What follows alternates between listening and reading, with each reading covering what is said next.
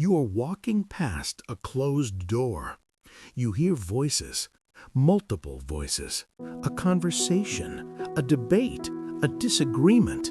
You pause. You listen closer. One person is playing devil's advocate.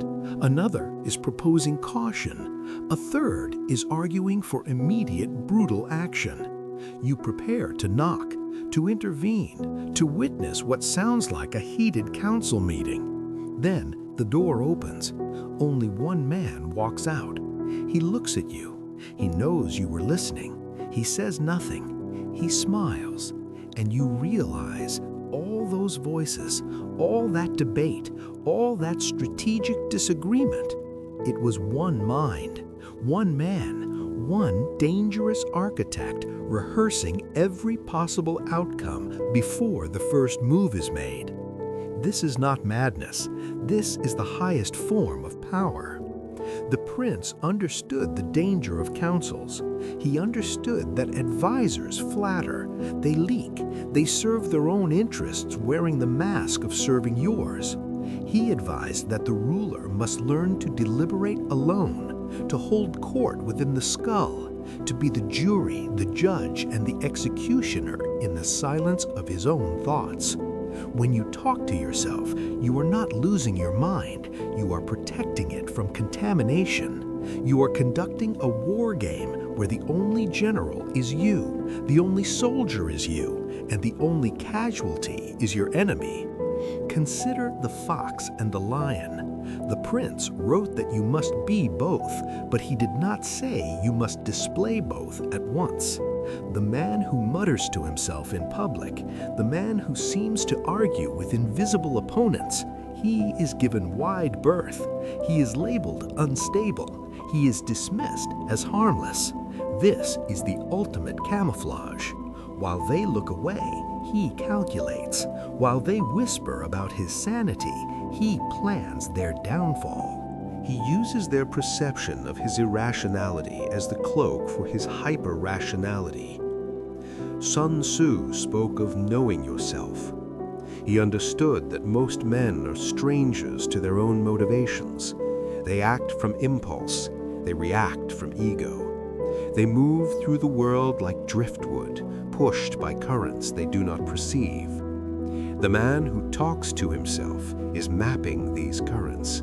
He is asking himself why he wants what he wants. He is interrogating his own desires to see if they serve his interest or merely his appetite. He is the only advisor who will tell him the truth, because he is the only advisor who cannot be bribed, who cannot be threatened, who cannot be removed. This internal counsel is the only secure counsel. Every word spoken aloud is a word that can be used against you. Every thought kept internal is a weapon that cannot be disarmed. When you vocalize your strategy to another, you give them the blueprint to your defeat. When you vocalize it to yourself, you sharpen the blade without showing the steel. The prince observed that men are simple. They judge by appearance. They see a man talking to himself, and they see weakness. They see isolation. They see a mind unhinged. They do not see the general conducting a briefing. They do not see the actor rehearsing his lines. They do not see the diplomat practicing the tone that will seduce and destroy. This blindness is your advantage. You cultivate it. You allow them to hear fragments. You allow them to see you pace. You let them believe you are wrestling with demons while you are actually selecting which demon to unleash upon them. The first trait of the self-talker is internal sovereignty. He does not require external validation. He does not need a chorus of agreement to proceed. He has already heard every objection. He has already answered every doubt. He has already played out the scenario where he is betrayed, where he is victorious, where he is humiliated, where he is crowned. When the moment comes, he is not surprised. He has lived this moment 1,000 times in the theater of his mind. The man who speaks only to others is dependent on their response. If they agree, he is emboldened. If they hesitate, he doubts. If they oppose, he may falter. He is a puppet with many strings. The self-talker has cut those strings. He is the puppeteer who practices the movements in private so that the performance in public appears effortless. He is dangerous because he cannot be swayed by the crowd. He has already been swayed by himself. He has already argued both sides. He has already chosen. The crowd is simply witnessing the execution of a decision made long ago. The second trait is the rehearsal of deception. The prince advised that a ruler must be a great liar and dissembler. But great lies require great preparation. You cannot improvise a deception that will hold under pressure. You must test it. You must poke holes in it. You must find the points where it frays and reinforce them. Who will do this testing? Not your accomplice. He may have his own agenda. He may let the lie fail to save himself. You must test it yourself. You must interrogate yourself. You must ask the questions that your enemy will ask. You must doubt your own story more viciously than they will doubt it. Only then will it survive.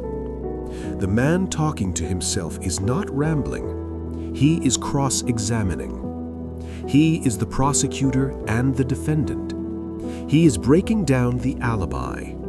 He is finding the weak point before the detective does. He is practicing the tremor in his voice when he speaks of grief.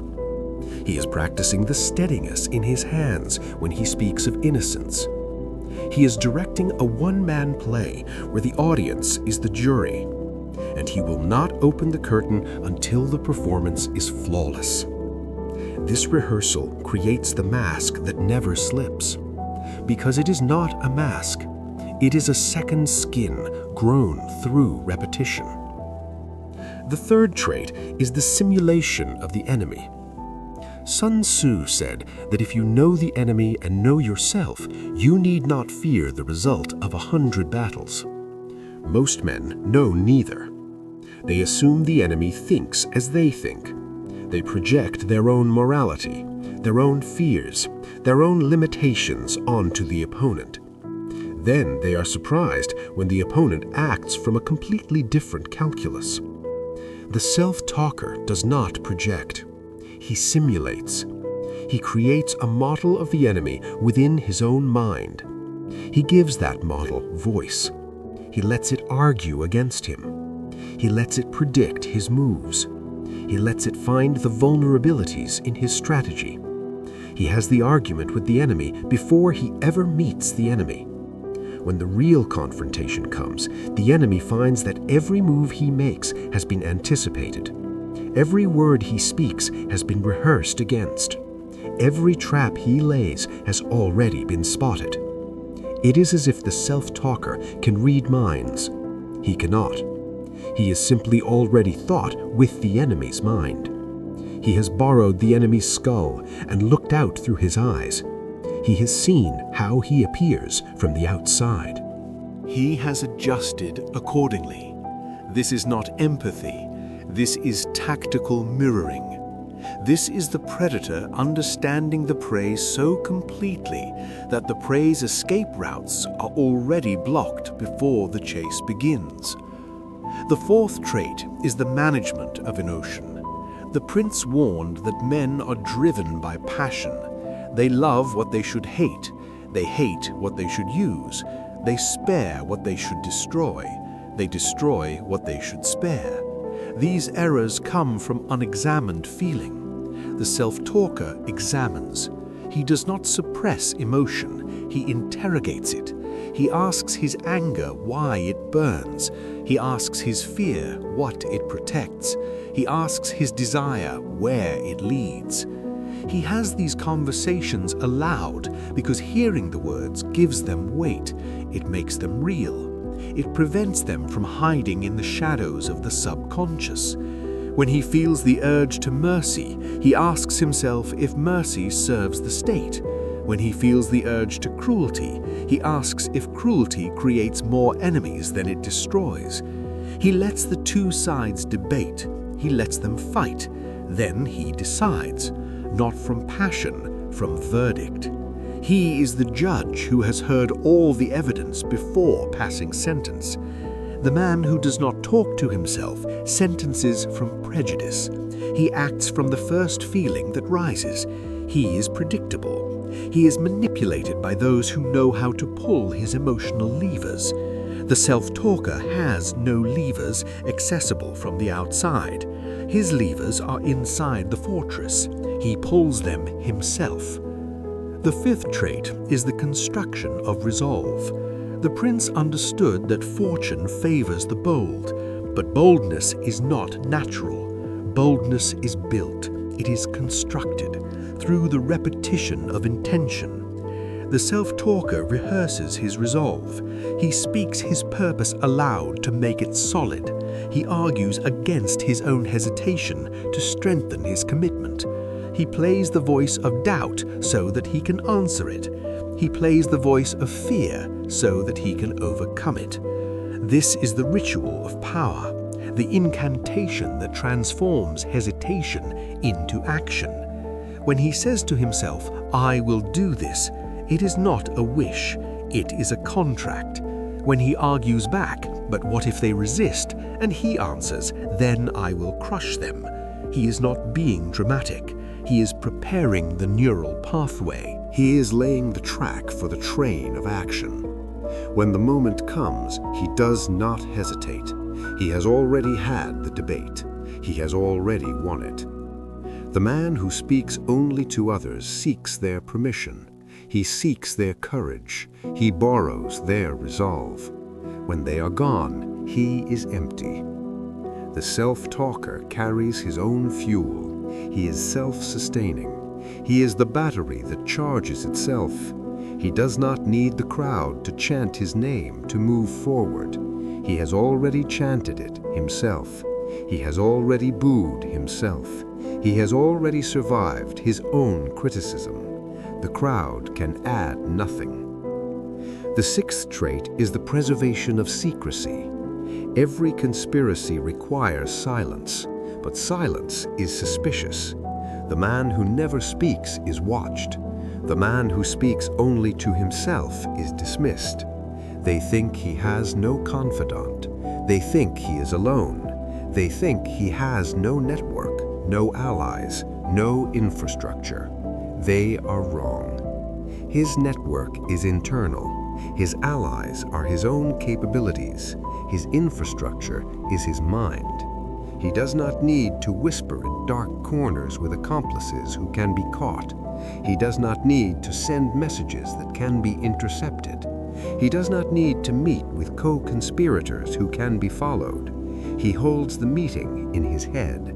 The agenda is memorized. The minutes are destroyed by default. There is no evidence. There are no witnesses. There is only the man and his plan.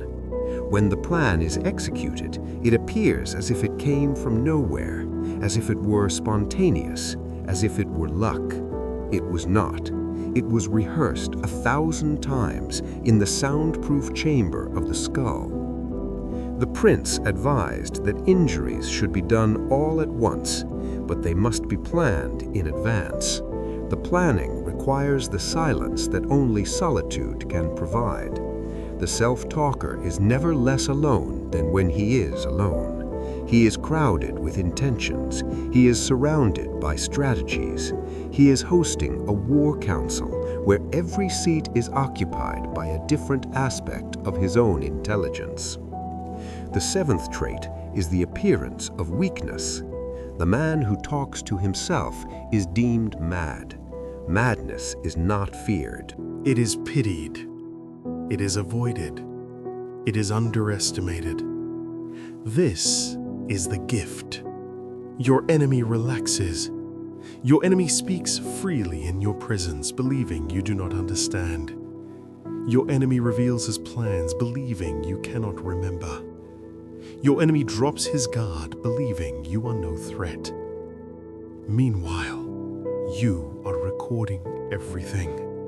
You are filing it away. You are adding it to the simulation. When you strike, he will be shocked.